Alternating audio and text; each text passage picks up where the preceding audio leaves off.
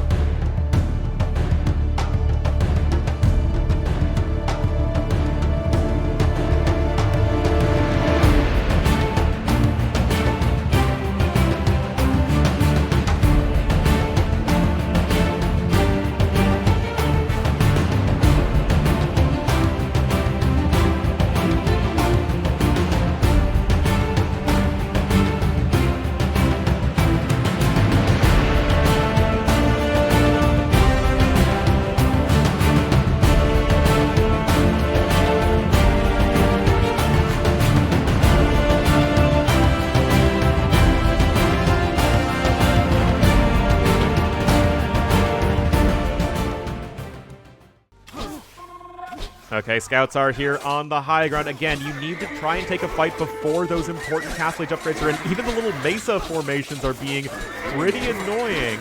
Now, Z40 doesn't even have +1 defense on the scouts, but here comes Sora as well. Is this a good enough fight for our Taiwanese team? I love that Sora is splitting his archers sort of between jobs here. 19 scouts to 14, though.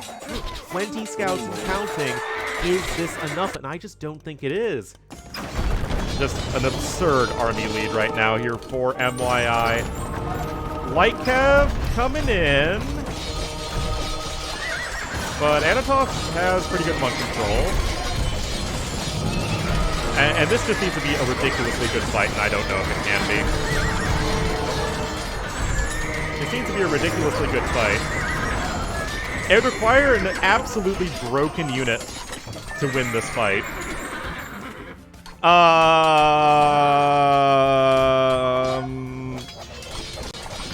Well, another castle's coming in for green. Oh my goodness, and now Swarmy gonna try and buy time, but now the scouts are incoming too, and it's Castle Age versus Feudal Age. Uh-oh.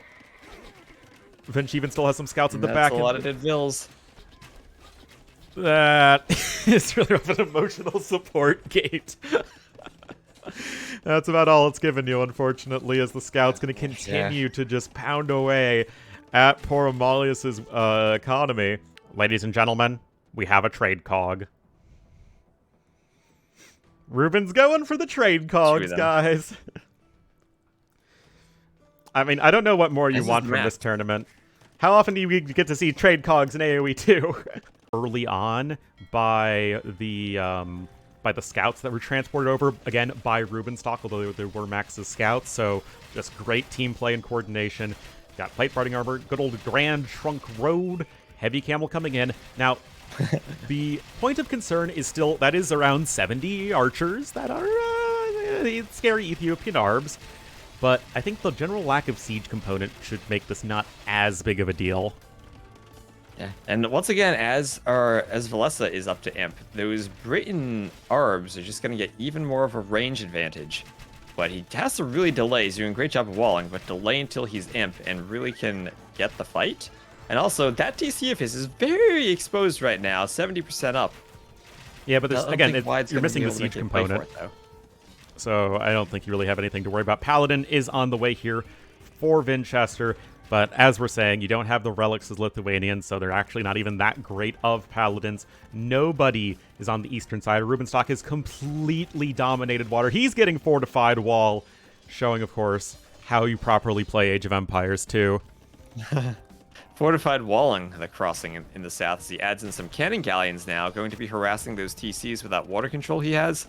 classic program with the guard towers just to try to defend the TC. That's probably not going to be enough with the cannon galleons out now. Yeah, I mean, it's kind of weird dying fortified wall, and then there's a mill here, which is dying really fast. But, of course, by the time that all of this is happening, and Suomi is just doing a great job delaying, this is exactly what they need to do. There's no way Velessa can realistically stop this on his own. He just needs to stall and stall, stall, and that is exactly what's happening for him. Yep, and we have Bracer, Arb, and the Britain's range bonus coming in now for Velessa. So he's going to get those crossbows very quickly up to 9 range. That'll be 9 range versus 8 for the Arbs there. Actually, now 10 range as more upgrades come in. And he's going to use that castle to guard against the Paladins. But the game isn't over yet. Chemistry on the way. And this is why. There still isn't anything to kill these Arbs. The camels are not going to do the job. They're fully upgraded Ethiopian Arbs. And the Briton archers are going to get murdered by Paladins, even without Blast Furnace. 3 seconds. The lack of Blast Furnace does not mean they are lacking in HP or Bloodlines. And, okay, so is this then a situation? I know I joked about camping with cannon galleons in the other game. Can Suomi just run everything to the east and to the west and stay on the water and then camp with cannon galleons the whole game? Theoretically, yes.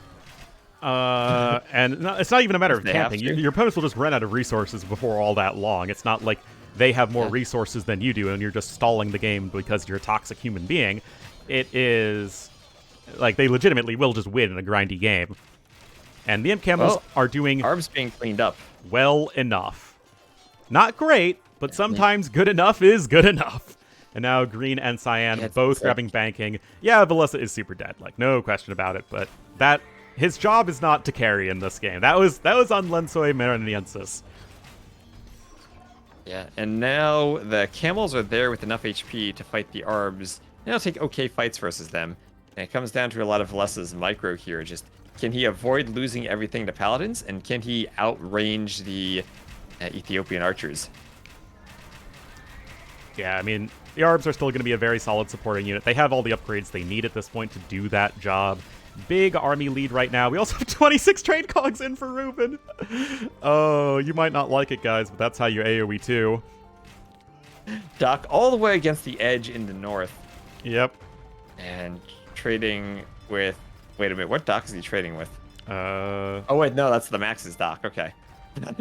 yeah. Max all the way in the corner against Ruben. Unfortunately, Ruben's dock at the far that's south even of the map. Oh, gosh. Like that dock he's trading with is right in the middle of Wide's base. If Wide noticed that, he could just destroy that dock and stop the trade. I mean, you have Inquisition, but guess what, guys? The monks still outrange the missionaries a little bit. Wait, no, block printing's in. Okay, you did get block printing. The missionaries do outrange the monks, and you have the safety of the castles, too. All the monks are getting murdered. The food trucks don't really care that much about castle fire, but they are getting converted right back for slam. Gibaton going a little too aggro here. He only has 1 ram left. Do you guys know casters who miss big demo ship hits or big mangonel hits?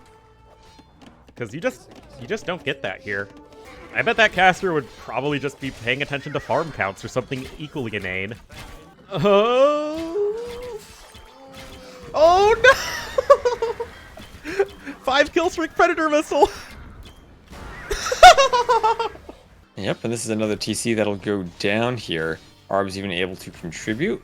I think the cavalry need to take out that TC. And we're going to have the rainbow of 3 armies converging here. But that's just going to open things up at the front for a push there from Yo, managing the pop capped. Oh boy, but this is still 3 armies versus 2. Upgrades are about to be in, but they aren't in quite yet. Doomster, it's like the fight is almost there, but not quite for Black Sails. But I think this might still be good enough just because you have so many armies. But now Paladin is in too for Yo. Blast Furnace as well. Oh man, it looks like this is going to get cleaned up eventually, though with heavy losses. Say it with me. Research in Loom makes your villagers harder to be killed. Oh no! Alright, Loom is in. 3 vills down already, though, and now the forward dock is going to be coming in here from Dark. Oh no!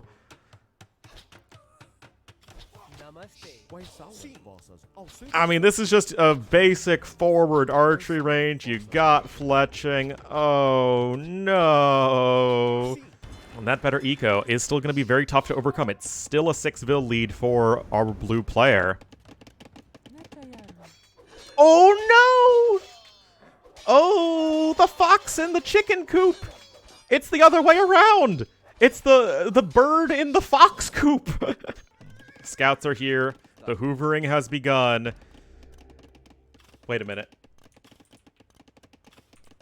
It's not in range! Mihai! Of course he can't see it because he can't see it if it's built out of range.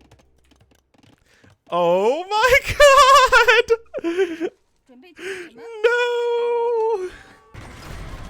Oh, wow. We're almost an hour into this game. It's a huge mosh pit. The trundling does continue. This castle has already taken over 8,000 damage. Unfortunately, neither Goths nor Lithuanians get siege engineers. Oh, and the demos! The demos from Margagu, man! Okay! Okay! Oh!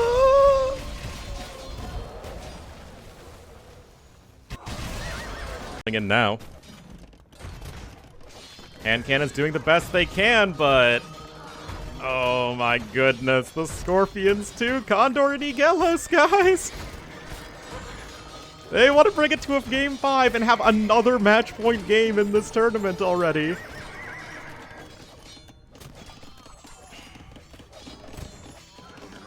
Oh, Dark's Workshop? Well, they wanted it to be the front lines, but they didn't realize how quickly Sebastian would be getting overrun.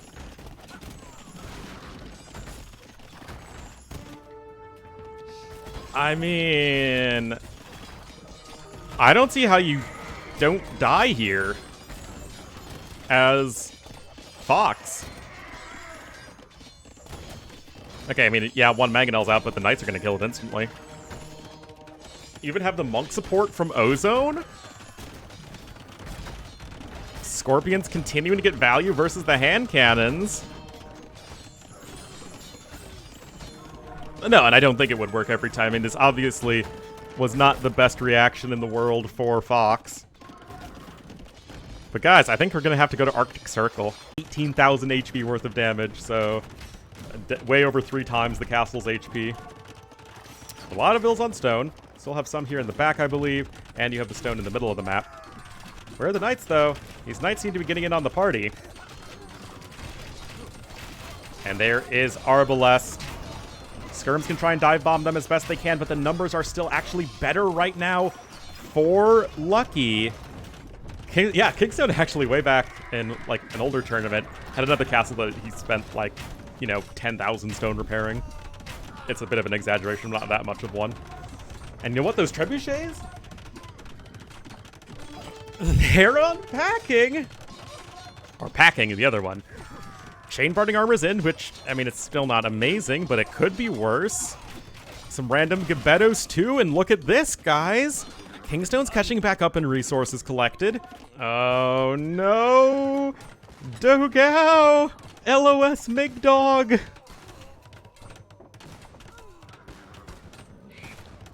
Oh no, 27 vills right now for red. Jannies are gonna get cornered and killed. Are the bombard cans down already? I think they are. Uh-oh, is this looking less like Viper and more like a Viper? Remember, red is still at 96 vills behind this. It's not like an amazing eco, but it's not awful. But is Gookie going to be able to survive as Elite Coustier is about to be in?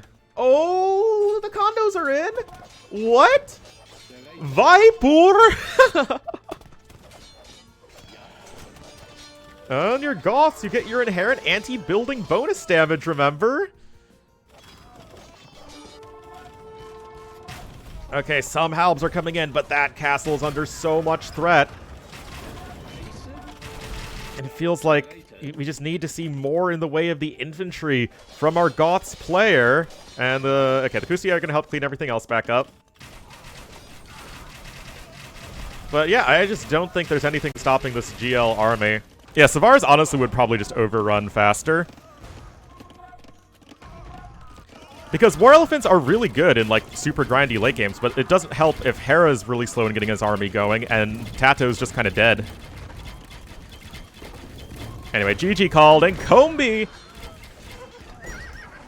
Oh, are we going to evolve into a Vespiqueen? Or Vespiquen, or however it's pronounced? Oh, no. Guys.